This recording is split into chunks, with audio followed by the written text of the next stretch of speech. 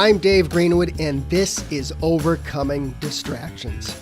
If you are an adult with ADHD, a busy professional, an entrepreneur, a high achiever, or just need some strategies to navigate your adult ADHD, you're in the right place. Who am I? I'm an entrepreneur with ADHD and the author of 2 books, Overcoming Distractions and Overcoming Burnout. I coach and mentor people just like you, and together we navigate the ups and downs of adult ADHD. From getting out of our own way to helping people just like you thrive in the workplace. That's what I do.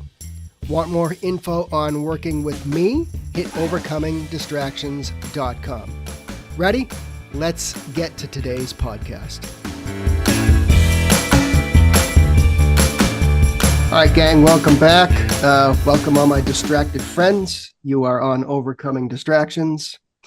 And if you are in that classification of being an adult with ADHD, you're a demanding career, you got a lot going on at home, you are definitely in the right place, because that's all we talk about here. We don't talk about kids, college kids, anything. We are solely focused on you, the busy professional with ADHD. So if you're new, welcome. If you're an old listener, thank you again for hitting that subscribe button. So, and that being said, I give you my quick little, 15-second speech here. If you have gained a lot of value from the podcast, but you still have some things you want to work out, you want to do some problem solving, you want to work on the mechanics of ADHD and how it relates to your life, just hit the website, overcomingdistractions.com, hit that button that says book a 15-minute Zoom chat with me, and let's get to know each other for a few minutes. So,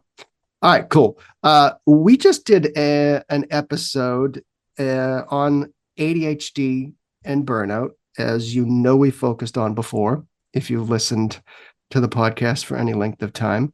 But I think we need to keep talking about this. I'm hearing more and more of you not only having challenges, maybe getting stuff done, juggling the demands of your career and home life, but you're feeling burned out. Some of you I talked to have even decided to leave your job or place of employment because things have just gotten a little too crazy. So, and as if our ADHD wasn't enough, many of us do fall into that burnout trap. So take technology, work demands, Slack, Teams, right? Demands on the other areas of our life. And we start to see what we call chronic stress.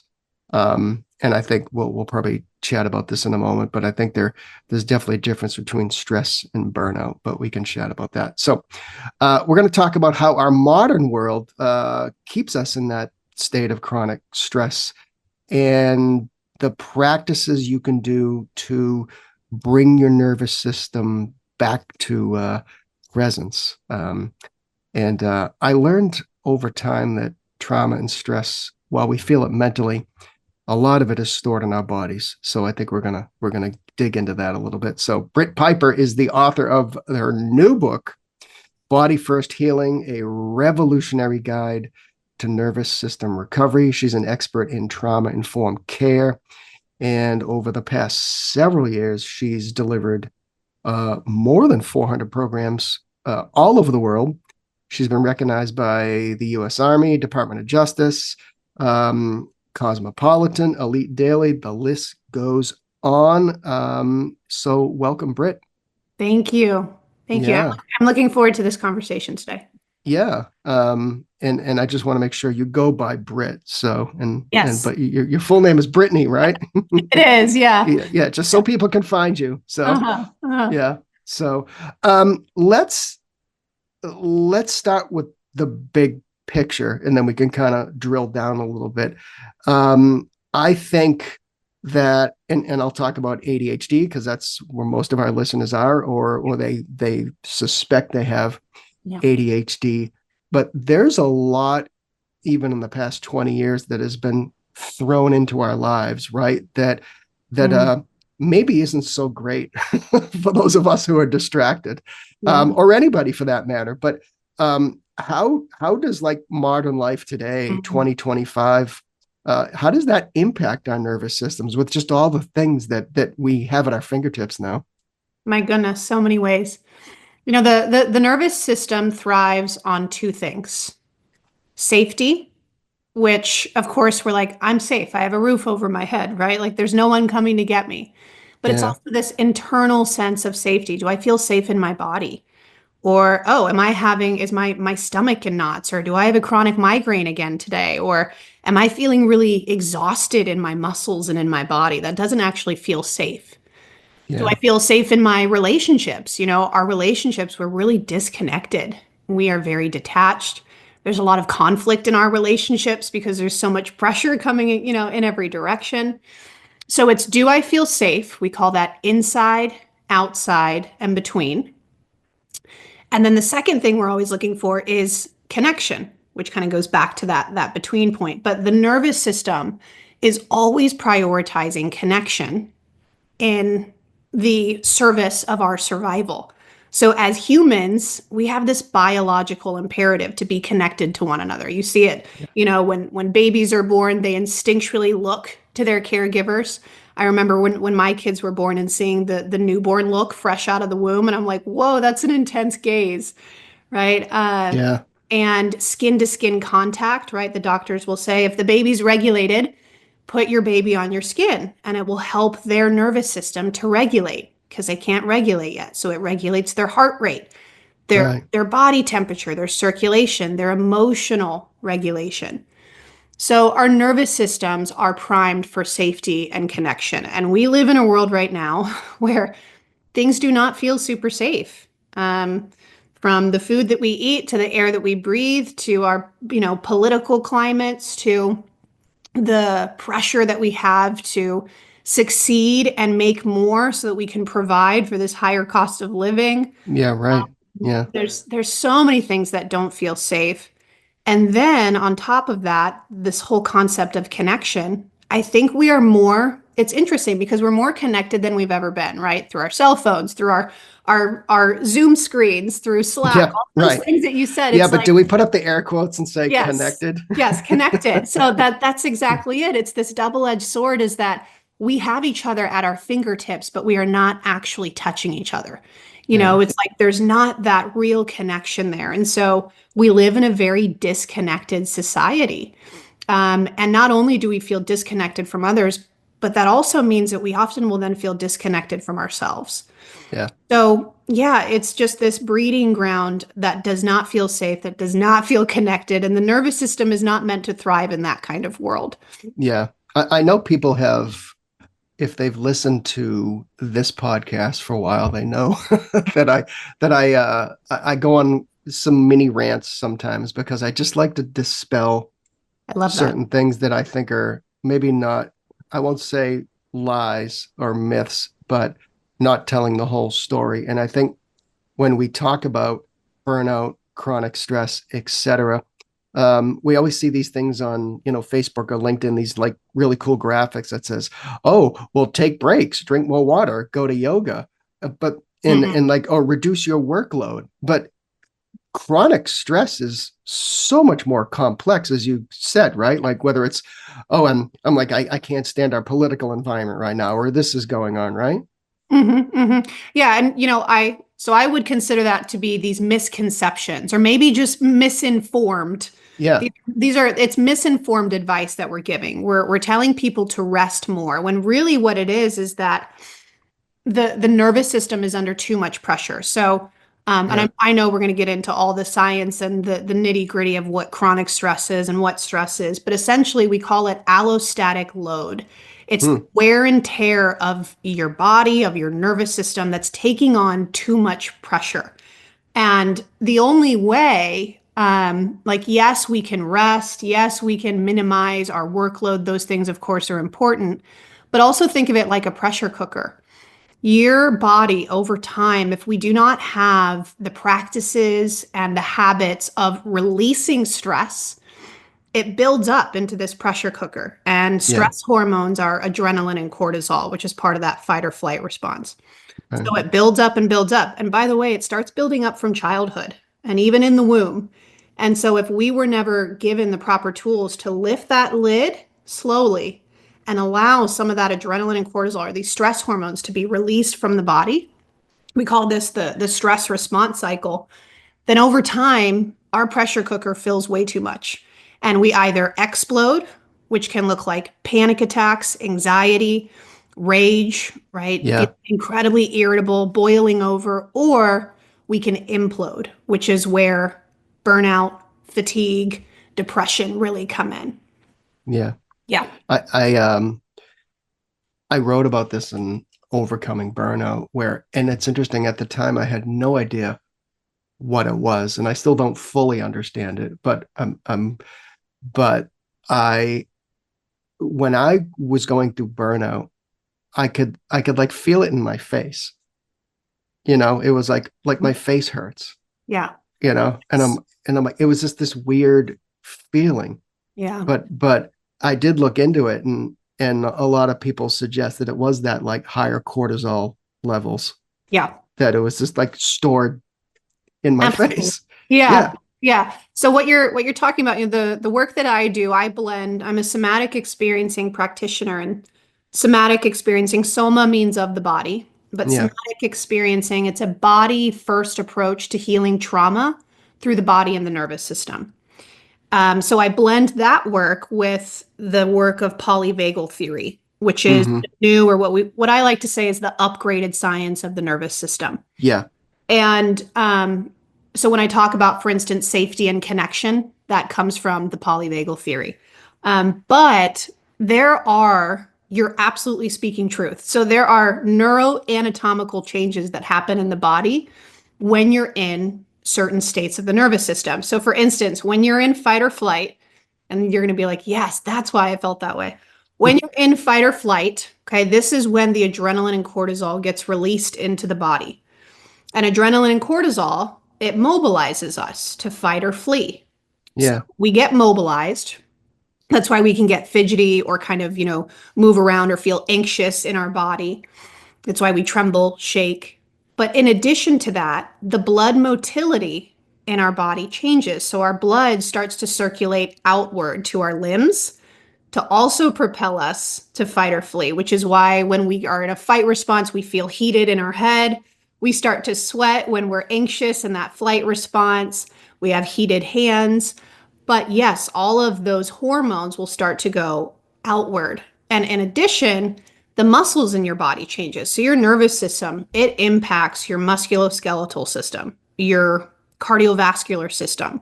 It governs your hormones, your respiratory system, your endocrine system, your digestive system. I mean, we could go on and on. But the muscles in your face also change. So, Yeah. for instance, when you're in a fight or flight response, your eyes will start to have what we call ocular cement. So they narrow in so that you're now in kind of like predator mode in your eyes rather than having like a peripheral gaze. The muscles in your ears change.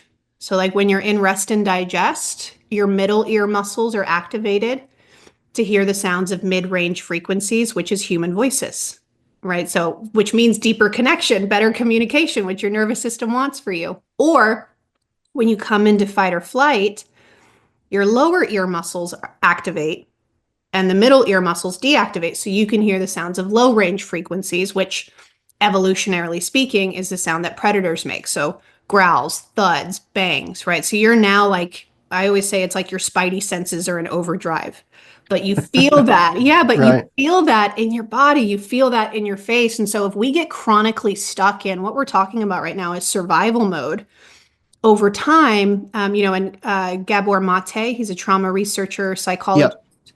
Yep.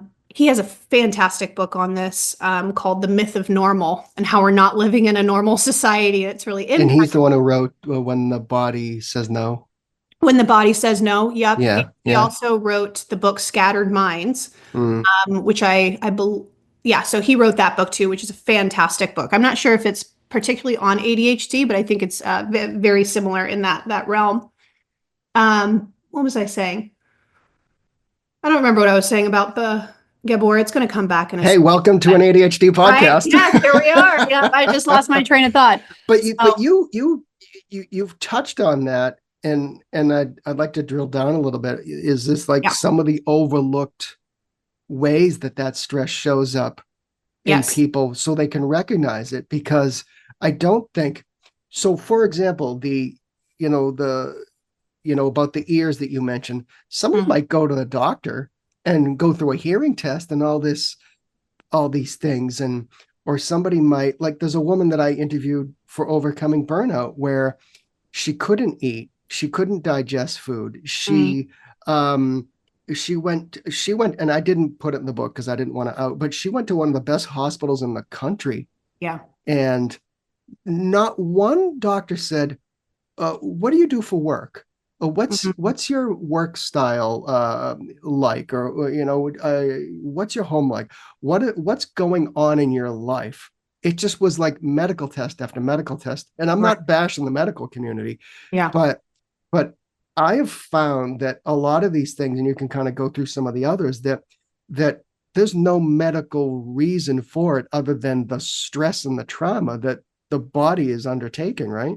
Absolutely.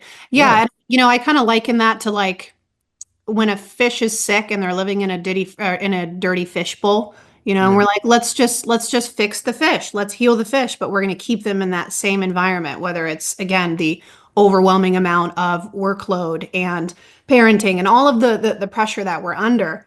Yeah, I think that's incredibly important. And we know that our medical systems today are very, I talk about this in my book. I have a lot to say about that, but they're not looking for, they're often just focusing on allopathic, methods, which is symptom management. It's sick care. It's not healing care. It's not getting down to the root cause, which is a lot of what we do in the somatic space. But I also think it's important to say, and one of the words you just said was trauma.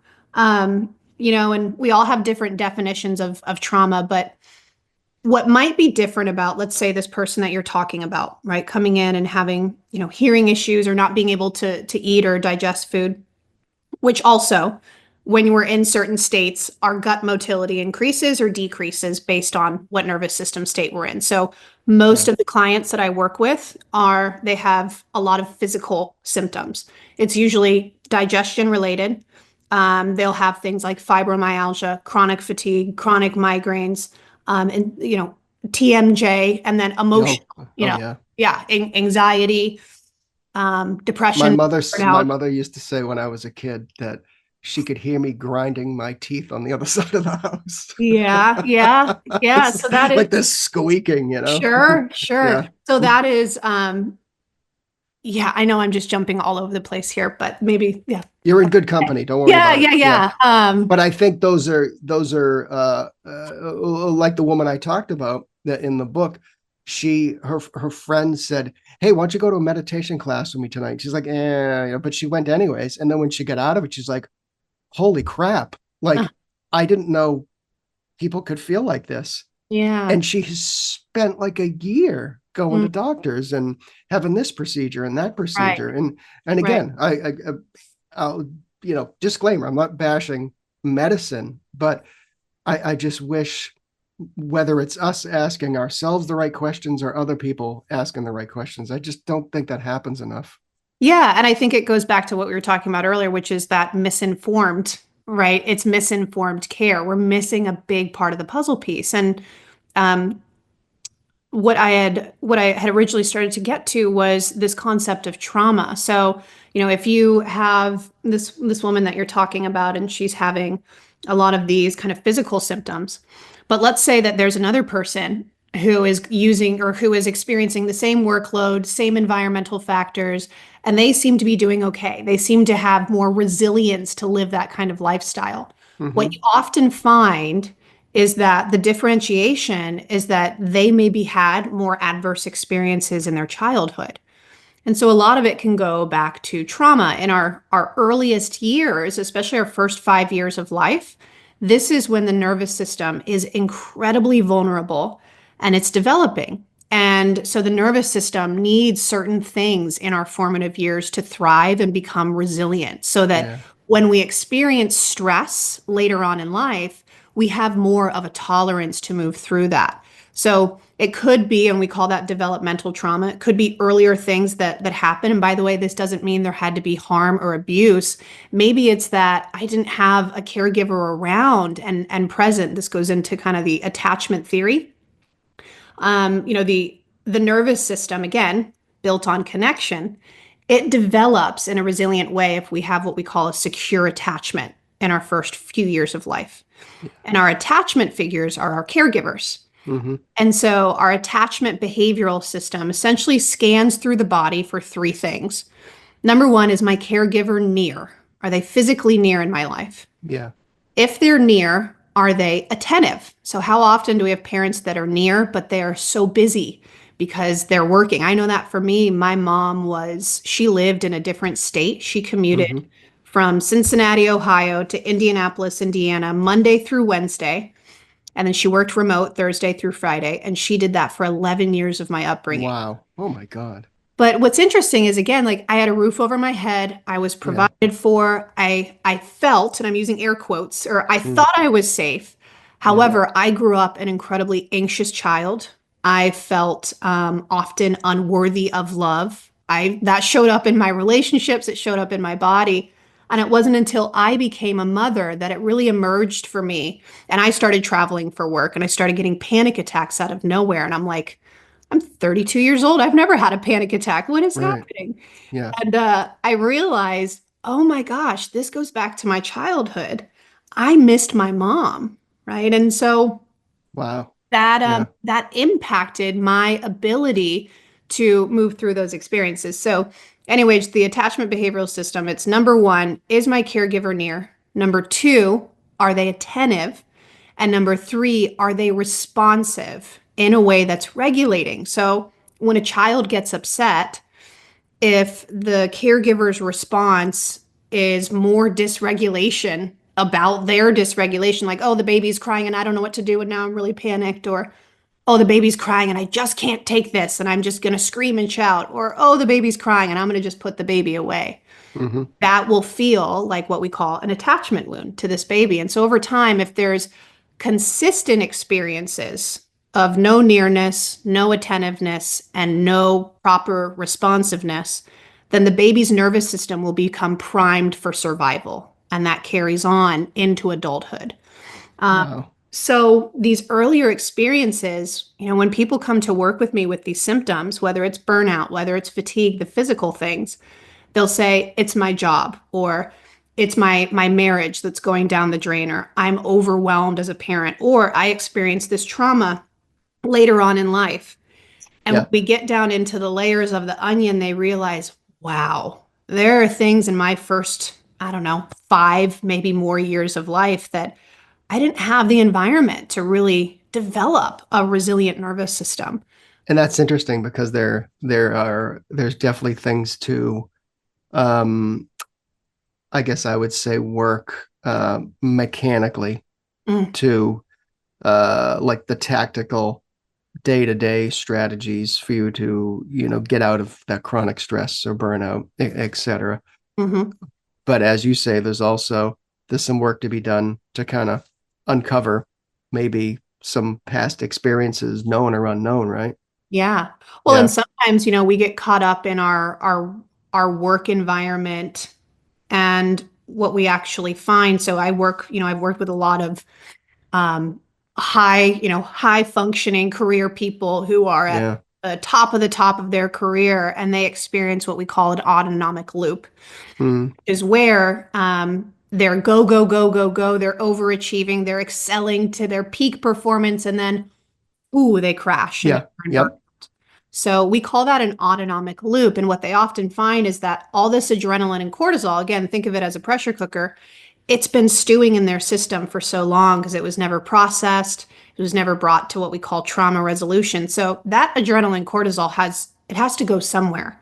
Yeah. So they use it in their work and in their career. And what they're realizing is that this is the incomplete response of the nervous system. Maybe there was an environment where they didn't feel safe and they wanted to run away, or they wanted to set a boundary, but they couldn't. And so that adrenaline and cortisol is now being misdirected, and it keeps them stuck in kind of that vicious cycle. Wow. Yeah. Wow.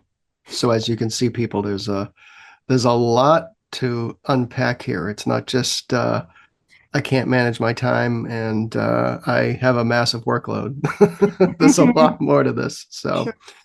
um, I know we talk about being present Mhm. as one of the ways to uh, kind of work our way out of this, or maybe it's a goal where we should live in the present. I know, if you study like Alfred Adler, that's like one of his themes is like, Mhm. living now, in the present, not about the past. And I obviously you just discussed unpacking the past, but Yeah.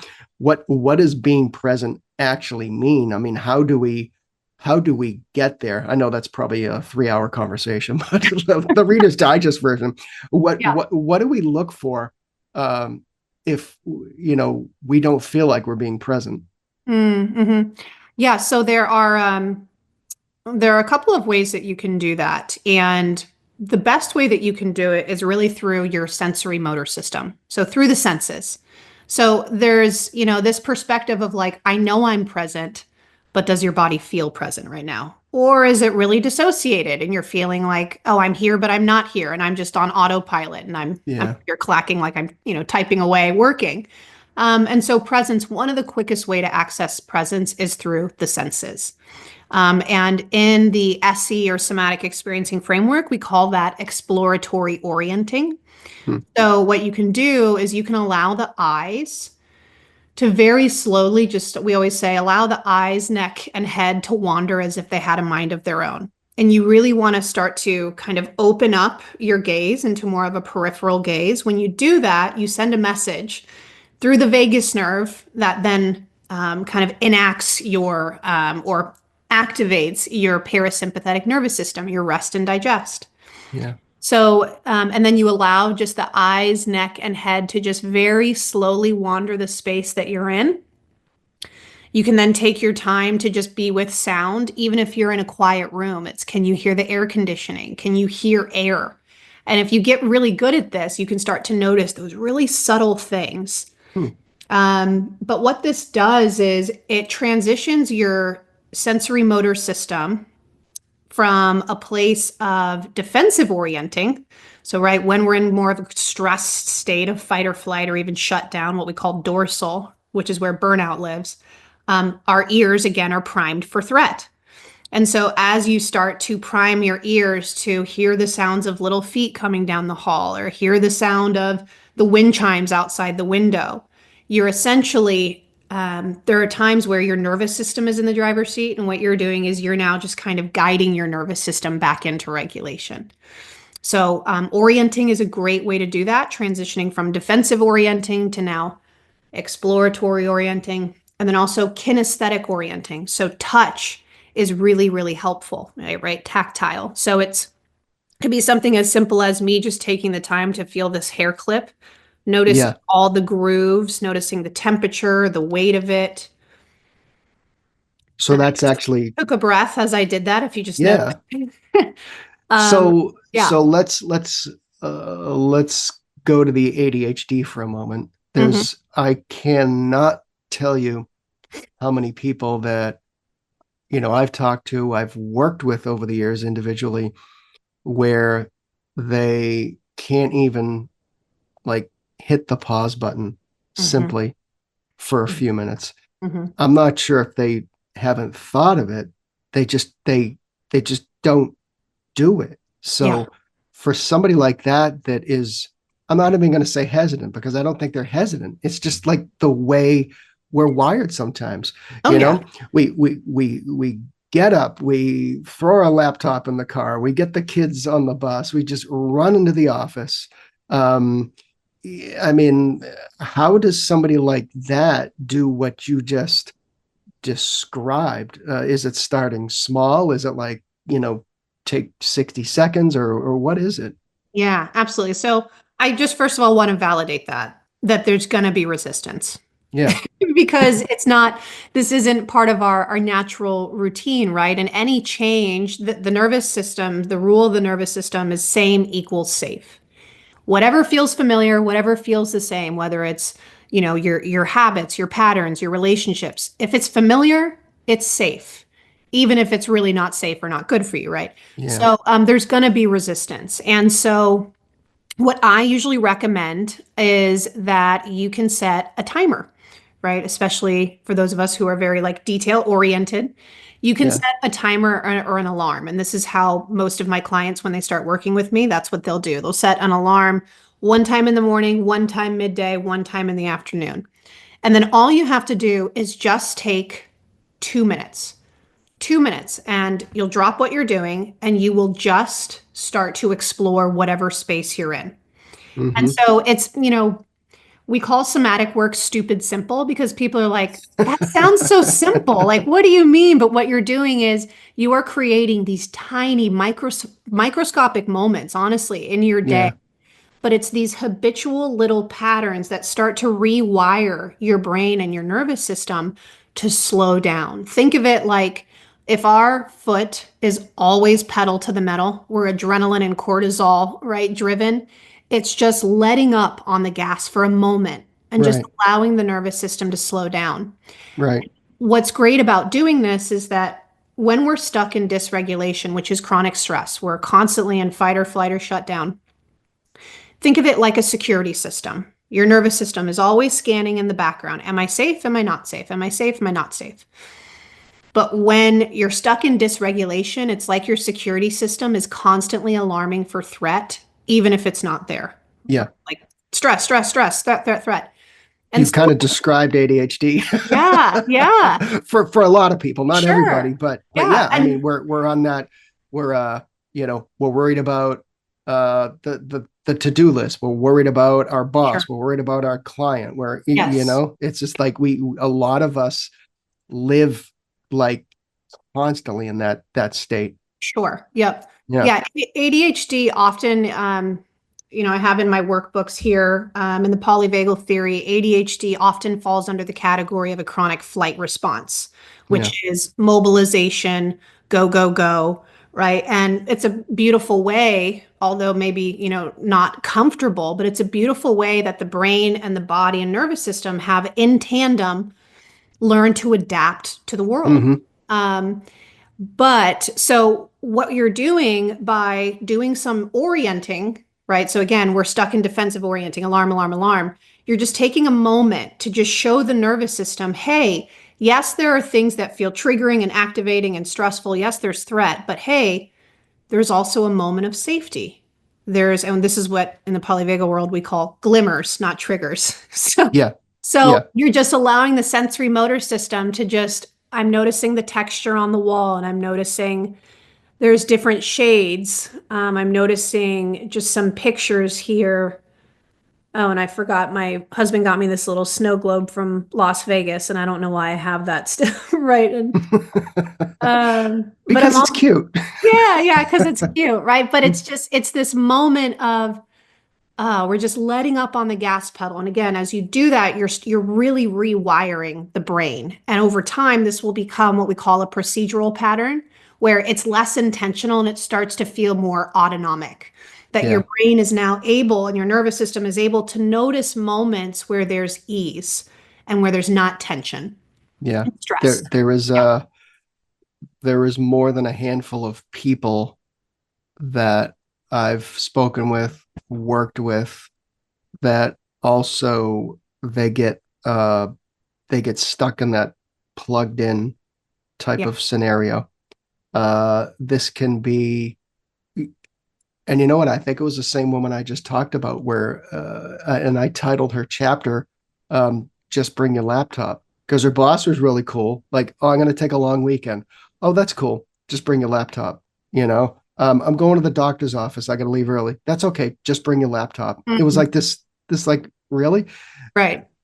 but I think there's other forms as well. And I've talked to so many people, ADHD, where the phone is it's Yes. like it's glued to their hand, Hmm. and they know it. They realize it's a massive problem. And that's that connection, as you say, quotes, that's Right. not really a good connection. Hmm. So do those types of things also affect the nervous system? And do Yes. you have any advice for trying to figure out? I know it's just like, oh, just put your phone in the other room or just put it in a drawer or shut it off, or Mhm. it ain't that simple. Yeah. Yes. So it absolutely impacts the nervous system, right? And we can get we likely know this. We can get addicted to these things.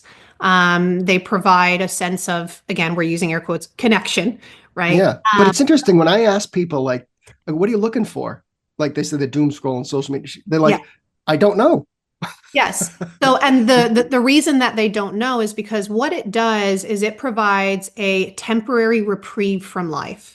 It Mm, provides a moment for us to be distracted, dissociated, and disconnected from the stress and the pressure that we're constantly under. So yeah. it gives us a reprieve. And I think that the first step, of course, is, as they say in everything, is recognizing that, right? But also asking the question is, yeah, maybe it's less put it in the other room. And of course, those things can be good strategies, right? Don't use it as your alarm anymore. Use an actual alarm. I will say as a family, we have hours because we have very young kids. We have an Hmm. almost 2-year-old, almost 5-year-old. So in the night when we're with our kids, it's important that we're not on our phones and Yeah. spend quality time with them. So we have hours where from 5 to 7, our phones are up and we're not touching them.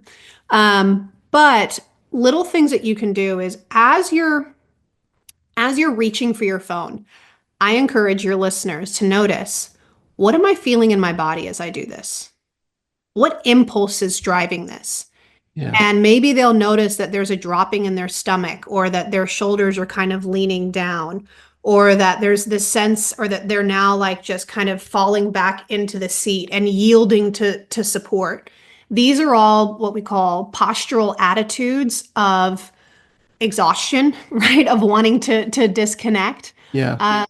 And so what we often find is that in moments of high stress, we often will reach for things that help us disconnect from the stress. Yeah. And And that could be a cookie too, right? right, it could also be a cookie, yeah. But the problem with that, and I think maybe, I want to maybe explain this a little bit, um, because again, going back to the misconceptions and the misinformedness of Yeah. stress. Imagine your nervous system like a ladder. Okay, we call this the polyvagal ladder. And this ladder has 3 sections. So at the top is that rest and digest state. In the middle is the state of sympathetic, so fight or flight. And at the bottom is your shutdown state, which is kind of like a freeze state. Now, what happens when we go from, oh, I'm feeling fine at the top of the ladder to, oh, I'm activated or I'm stressed, is that Yeah. adrenaline and cortisol comes in, right? This is the hierarchy of the order. We first go into fight or flight. And if our body or nervous system cannot physically fight or flee, okay, or us wonderful human animals, what we like to do is we like to push down or suppress the emotional charge Hmm. Right. of the fight response, which is anger. Now I'm going to just push that down. Yeah. Or we push down or suppress the emotional charge of flight, which is fear, anxiety. No, I just need to calm down. Then what happens is we then go down to the bottom of the ladder. This is where Yeah. shutdown is. However, that adrenaline and cortisol is still stuck within the system. So, in order to regulate, we actually have to move up. I would say you can't Spider-Man your way to the top. We have to go back up through fight or flight, Yeah. allow the body to do what we call discharge the adrenaline and cortisol. This is known as the stress response cycle. Okay, and we can do that by just allowing ourselves. It doesn't mean like, oh, I need to let out my anger. I have to scream or rage or hit a pillow, which is again misinformed. You see a lot of that on social media. It's not it's not exactly correct. Punch a pillow and your life has Yeah, changed. exactly. That's not how it works. It's more so when I'm feeling frustrated, can I just feel what happens in my body, which is, oh, there's heat here. Wow, there's some clenching in my jaw. Or Hmm. I'm noticing there's constriction in my chest. I'm noticing my hands are sweating. We be with first of all, the experience, the somatic experience of the body. And as we do that, the body naturally knows how to express or discharge or expel that adrenaline and cortisol. It usually takes only 60 to 90 seconds as we start to get good at this for the body to start to discharge. And you'll feel that as like a Oh, or like there's sweating, or I'm sorry, there's usually tingling in the arms. That's the adrenaline and cortisol being discharged from the body. It goes outward through the limbs. Um, it can happen through crying. It can happen through shaking and trembling, which again, when I'm shaking before I get on a stage, I need to make that go away. So I need to go calm down. It's more so, can I actually just notice that the shaking is here because my body knows how to move it through? Yeah. And so then we end up at the top of the ladder. We have lifted the lid of that pressure cooker. We've discharged. So most people assume that regulation means being at the top of the ladder all day long. Yeah. That's not a regulated nervous system. A regulated nervous system goes up and down that ladder, moves in and out of stress roughly 100 times a day. Wow. What No, we call biorhythm. we talked a little bit um in my book Overcoming Burnout about tapping. Hmm. Is that would that be a good thing for somebody to learn the basics of? Is that how you can the body can release Yeah. those? Yeah. Yes. Yep. So yeah, tapping is it's not something that I am acutely trained in like I am with some of my practices, but Yeah. it helps with, yeah, and essentially that can also help with presence too, orienting, right? Getting back in touch with the body. And there are certain Yeah. points in the body that you can tap that help to kind of release or discharge some of those things. Um, but I think the reason I wanted to mention that is because you had asked the question, what can people do if they're addicted to their phones and they're noticing those things? And so again, it's less of like in those moments where it's like when you reach for your phone, what do you feel? And maybe it's, oh, I'm noticing I reach for my phone when I'm feeling really frustrated about my boss. Or I'm noticing I reach for my phone when I start to think about paying all the bills. Or I'm reaching for my phone when I look at Mm. my to-do list or my schedule for the week and I'm like, holy cow, well, I'm going to just scroll for a minute. Yeah. And so the scrolling, what it does is it gets in the way of us moving up and down that ladder. And instead, if we just took the time to be like, yeah, I'm feeling kind of dysregulated about this calendar and this schedule right now, that's actually your body sending you a signal that you're doing too much. But Hmm. because we override where the body is at, we'll often Yeah. reach for things that distract us. Right. I Yeah. know now because we'll sit at night and watch mindless TV like the Food Network or something, Hmm. and maybe have Hmm. a beer. Yeah. Um, but I do find myself grabbing the phone and maybe hopping on whatever.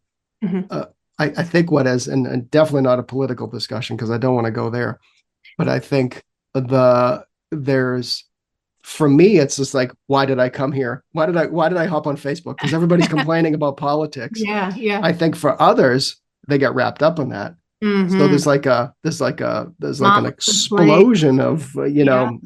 how do you deal with that? So Yeah, yeah. For some people, it feels like chaos, right? yeah, And again, if they're stuck in chaos and stuck in stress in their lives, for some people, they use it as a form of escape to kind of numb out, dissociate, get wrapped up in the doom scrolling. yeah. I have someone in my family who absolutely uses social media as a battlefield, a place to let That's a great way out. of putting it. Yeah. Yeah, they use it as a place to like all this stress I've had all day. I'm gonna go dump it on social. I had to unfollow this person. I mean, I love them. They're in my immediate family, but it's Hmm. right. So it's Yeah. exactly that too. But yeah, I think it's important to also recognize that again, because you move up and down that ladder all day long, when we're doom scrolling, we're in shutdown. We're kind of in that Yeah. free state of disconnection. But again, we're there all throughout the day. There are moments where we're in the car and we're at the stoplight and we're just kind of zoning out for a minute, right? And then, oh, and a minute and a half later, 5 minutes later at some stoplights, we're now back on the road. Yeah. And so I think recognizing that we have moments every day where we're feeling anxious, where we're feeling stressed, where we're feeling frustrated when someone cuts us off, and now I'm in a momentary fight response of, are you kidding me? Right. Right. And then the body tenses, and then we feel this flash of heat and we clench, and then, oh, we're back.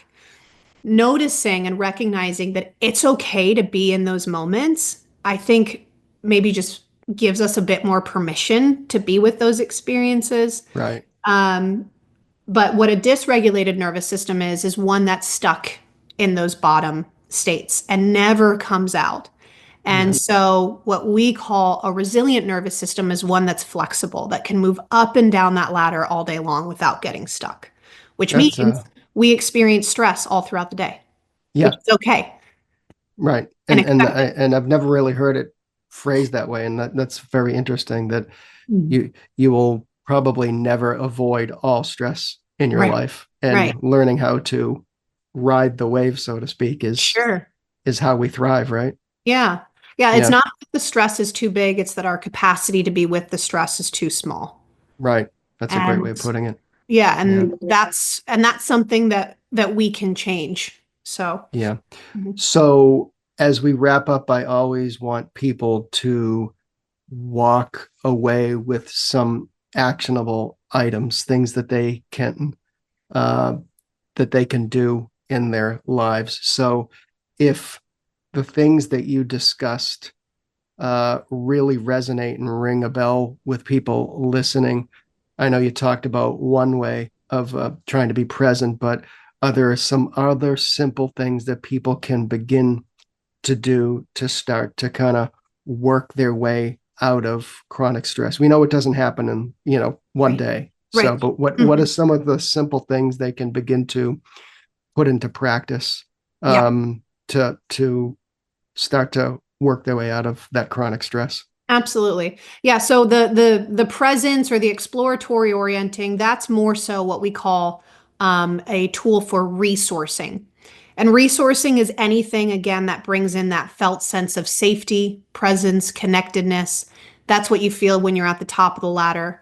However, when we're down towards the bottom of the ladder, we want to be doing things that more so allow the body and the nervous system, I call them the three E's, to experience what we're noticing, allow the body to express what we're feeling, which then leads to the expelling. So, in my book, Body First Healing, there are roughly 80 different somatic practices, but maybe I can give a couple now, maybe even Yeah, the flight response. So when we're feeling really mobilized, anxious in that flight response, when we're feeling fidgety, scattered, any of those things, we can, and I'm going to just lower my thing here so I can have my feet on the ground. But some things that we can do, again, recognizing that the blood motility goes out to the limbs. Okay, some somatic practices you can do is you can work with the limbs. So, for instance, if you're sitting at your desk and you're working, my encouragement or my invitation would be, can you actually sit on the edge of your seat? Okay. And then can you start to, with your feet firmly in the ground, start to put pressure into your legs as if you're about to get up, but you're not? hmm, You'll feel that the large leg muscles, you'll feel your calves start to engage and activate. Okay. And you want to be with that for about 30 seconds. Okay. Allow the muscles to just engage. And then you're just going to allow yourself to kind of sit back and notice what happens. You might find that there is a flash of coolness through the legs, that there's tingling, that there is an an impulse to want to then stretch the legs, which is what we call a pandiculation, where we stretch and then right. So yeah, that's the body's way of discharging. So again, working with the limbs is great. You can also do, and I'm just going to give you a bunch of stuff while we're at our desk, since we're working with, talking about working professionals. yeah, You can also do heel drops. Okay, so as you're sitting, what you want to do is you'll lift one foot onto your toes, lifting the heel up, and then drop it, and then do the left side and drop it. It's almost like you're kind of like running in place, right? And you'll do that for about 30 seconds and then pause, and you'll start slow and then start to go faster, faster, faster, faster, faster for 30 seconds. And then again, you'll pause and just see what happens. What this does, it's likely going to increase your heart rate. It's going to increase your circulation. Um, it's going to increase your breathing and respiration. But again, you're lifting the lid of that pressure cooker. You're allowing some of that adrenaline and cortisol to be released. And then you'll see, how does that feel? So then the question I always ask is, after you do that practice, what do you notice or what happens next? And you might notice that there's, like, again, you might stretch or you might feel the need to start to look around the room. which Yeah. is your body being like, oh, we're back in exploratory orienting, or there might be signs that you have discharged as well. And you're now Yeah. coming back up to the top of the ladder would be a sigh, a yawn, a swallow, a bit of like a shake. Hmm. Those are all things that show that your body has discharged some of those hormones. So anything with the limbs can really help. You can also do chair drops. So I'll just give you a third one here. Chair drops is where essentially you will lean your chair into the back two legs, lifting the front two legs, and then drop down. Lift it again and drop down. Again, you're engaging the muscles, but you're also working with your vestibular system, which is your center Yeah. of gravity. And your vestibular system is always communicating back and forth with the nervous system. So what you're doing is you're showing your vestibular system that you're nice and grounded here. And again, that can bring in some more regulation too. So those are just, a couple of practices that you can do in moments where you feel really overwhelmed or kind of anxious in a work environment. No, I think that's fantastic, because you're right. A lot of us are sitting at our desks, and maybe you're trapped at your desk. And can you Yeah. do these simple things just to kind of get Well, through and the even day? just going on a walk on your lunch break, right? Like Yeah.